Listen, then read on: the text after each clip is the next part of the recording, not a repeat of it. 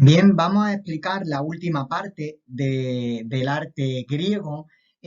Concretamente nos vamos a centrar en el periodo helenístico.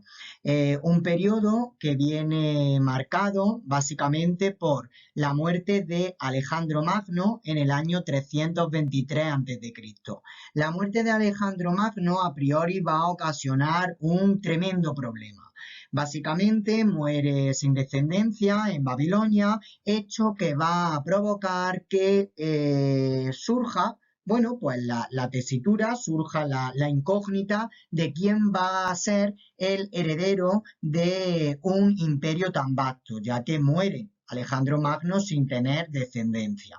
De esta manera, el imperio tan amplio de Alejandro, que abarcaría pues desde la actual Grecia hasta las inmediaciones del río Indo, en la actual India, va a dar lugar a que finalmente este inmenso imperio, este inmenso territorio, sea repartido entre sus jefes militares, los que popularmente se conocen como los diádocos. De esta manera nos vamos a encontrar con tres grandes dinastías.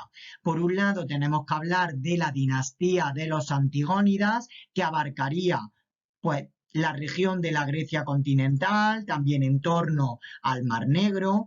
Por otro lado, nos vamos a encontrar con la dinastía de los Seleucidas, que abarcaría pues parte de la extremo oriente del Asia más occidental, pasando por Mesopotamia, Persia, incluso llegando a la India. Y en tercer lugar, tenemos que hablar de la dinastía de los Ptolomeos, que se ubicaría en el antiguo Egipto con capital en Alejandría. Bien, de esta manera, una vez ya establecido el periodo de los reinos helenísticos, vamos a entrar en materia y vamos a hablar de arte. Dentro del mundo helenístico, sin lugar a duda, la disciplina escultórica se convertirá en bueno, pues en el arte más emblemático de este periodo. De esta manera, vamos en primer lugar a dar una serie de características generales que definen a la escultura helenística. En concreto, yo las he sintetizado en cuatro. En primer lugar, podemos hablar de una pérdida del equilibrio clásico. Por otro lado, se trata de una escultura tremendamente realista y naturalista, es decir, una escultura que en muchas ocasiones se acerca lo más posible a la realidad. Por otro lado, eh, el periodo helenístico da prioridad a la representación del dolor, da mucha importancia a dar la sensación de movimiento. Por otro lado, se trata en ocasiones de una escultura tremendamente colosal, la cual en muchas ocasiones da la sensación de estar viva, y se trata en definitiva de una escultura caracterizada por el dramatismo e incluso por la fealdad. Comentaros también que, por otro lado, durante el periodo helenístico va a irrumpir el retrato, cuyo objetivo básicamente va a ser el de captar la personalidad. Añadir, además, que la escultura helenística pues tiende a representar desde varios puntos de vista los volúmenes, así como también incorporará una temática totalmente novedosa al ámbito escultórico, destacando pues la representación de escenas de la vida cotidiana. La escultura helenística se puede clasificar en cuatro grandes escuelas o en cuatro grandes regiones, que van a tener cada una de ellas pues unas características muy concretas. En primer lugar, nos vamos a encontrar bueno, con la escuela de Atenas, una escuela de Atenas que se caracteriza, entre otras cosas, pues por la sencillez, el reposo y la inspiración en modelos clásicos. Prueba de ello, pues, es la escultura que tenemos en la imagen, la Venus del Milo. También dentro de la escuela de Atenas nos vamos a encontrar con piezas artísticas de este calado, como el Espinario o el Niño de la Espina. Una obra que nos enseña rasgos helenísticos tales como el realismo cotidiano, lo anecdótico o incluso lo vulgar. Bueno, pues continuamos. En segundo lugar, nos vamos a encontrar con la Escuela de Alejandría. La Escuela de Alejandría, que como sabéis, bueno, pues se situaría en torno a Egipto, se va a caracterizar fundamentalmente por no solo la representación de escenas de carácter cotidiano, sino también por la representación de este tipo de escenas mitológicas. En la imagen nos vamos a encontrar con la obra La alegoría del río Nilo, en la que vemos que se representa a un anciano, prácticamente aparece reacostado, y por otro lado vemos cómo aparece justamente aquí, donde os voy a señalar, voy a borrar, justamente aquí aparece lo que conocemos o lo que popularmente se llama como el cuerno de la abundancia. Por otro lado, también muy importante, en el cuerno de la abundancia van a aparecer una serie de símbolos, como por ejemplo estos racimos de uva que representarían pues los símbolos de la tierra que las provechosas aguas del río Nilo fertilizan o producen. Bien, por otro lado, muy interesante estos pequeños angelitos, también conocidos como querubines, que dan a la escena pues una clara sensación de movimiento. Por otro lado, muy interesante lo que es la barba, lo que es el cabello, donde se va a utilizar, como veremos un poquito más adelante, la popular técnica del trépano. Continuamos.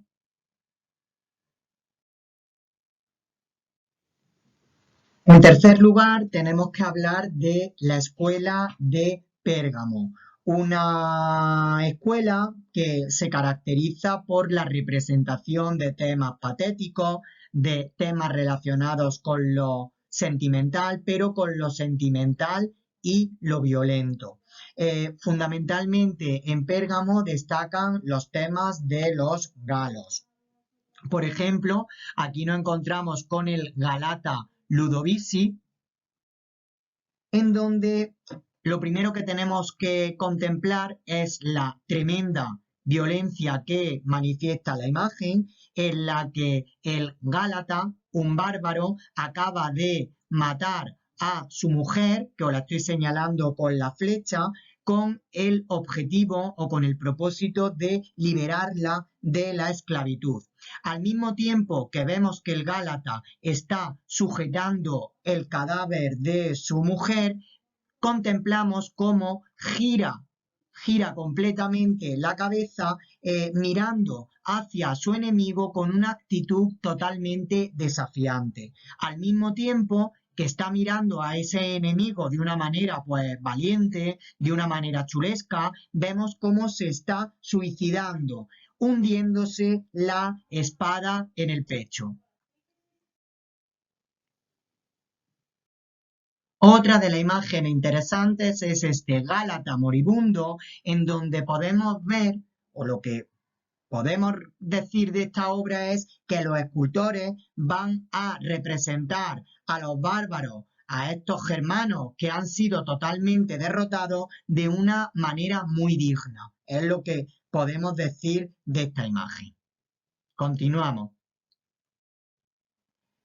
Por otro lado, sin lugar a duda, la obra más interesante de la Escuela de Pérgamo es el Altar de Zeus, una obra en la que se combina la disciplina arquitectónica por un lado y la disciplina escultórica. Cronológicamente se sitúa en el siglo II antes de Cristo y lo más interesante es, sin lugar a dudas, pues la decoración de las escenas de lucha de los dioses, por un lado los dioses, con o contra los gigantes. Indicaros básicamente, pues bueno, destaca básicamente ese rostro que refleja dramatismo, que refleja patetismo. Vemos cómo los ropajes se agitan violentamente y, de nuevo, unos rostros que en definitiva lo que están mostrando es una total tensión, un dramatismo que de alguna manera ayuda a que la acción parezca estar viva. Continuamos. La última escuela importante de la escultura helenística es la escuela de Rodas, donde nos encontramos con dos esculturas que van a ser, ya os lo digo, trascendentales para la historia del arte y que, bueno, en selectividad han caído bastante. La primera de ellas es la que vemos en imagen, la Victoria de Samotracia. La Victoria de Samotracia representa a la diosa Victoria, que da la sensación de que está descendiendo del cielo para instalarse en la proa de un barco, en la proa de un navío. Desde el punto de vista técnico, ¿por qué destaca esta pieza? En primer lugar, las alas muestran una clara tensión. En segundo lugar, los ropajes reflejan un profundo movimiento, da la sensación de que el viento marítimo le está dando de frente a la diosa, y por otro lado las formas que representa son bastante mórbidas, lo que dota a la escultura de una gran sensualidad. En definitiva, este tipo de escultura se ejecutaba para conmemorar alguna batalla naval. Continuamos. Por último, tenemos que hablar de, sin lugar a duda, una de las esculturas más trascendentales de la historia del arte. Hablamos de la escultura de Laoconte y su hijo. ¿Qué representa esta escultura? Pues bien, lo que está representando es el castigo de Apolo al sacerdote Laoconte y su hijo siendo devorados por serpientes. Comentaros que Apolo castiga al sacerdote porque avisa a los troyanos que el caballo de madera que le están regalando los enemigos, pues es un arma de doble filo. De alguna manera esa intuición pues va a ser castigada por el dios Apolo. Por un lado, tenemos que decir que se trata de una composición de la escena frontal, es decir, la vemos de frente, es decir, el dramatismo está de cara al espectador. Por otro lado, decir que se trata de una composición piramidal, como veis, estoy reflejando, vemos claramente cómo sería un triángulo lo que se utiliza como esquema para colocar la composición, y por otro lado destacan las diagonales, las líneas diagonales. Vemos, por ejemplo, una diagonal que iría desde aquí hasta el pie del Laoconte, otra diagonal, por ejemplo, iría desde la cabeza de uno de sus hijos hasta el otro pie del Laoconte. Por ejemplo, vemos cómo la cabeza del otro hijo iría también a parar hacia el otro pie del Laoconte. Es decir, la utilización de las líneas diagonales lo que le da a la escultura es una marcada sensación de movimiento. Desde el punto de vista estético, se trata de una escultura que, en definitiva, muestra una clara tendencia barroca, donde se está enfatizando ese dramatismo por la clara musculatura forzada del sacerdote, como podemos contemplarlo en la imagen, y la musculatura muy forzada. Por otro lado, en lo que os decía, en el cabello y en la barba se va a utilizar la técnica del trépano, es decir, la barba y el cabello rizado, esos rizos, esos claroscuros que van a darle viveza a la composición. Y por otro lado, muy importante, los tres personajes no están representados en la misma proporción, básicamente porque Laoconte es un personaje adulto frente a los dos menores. Esta obra fue encontrada en una excavación en pleno Renacimiento. Concretamente apareció en la Domus Aurea, la casa del emperador romano Nerón, y se convirtió sin lugar a duda en una de las principales obras de inspiración para los artistas de aquel momento, entre otros el mismísimo Miguel Ángel.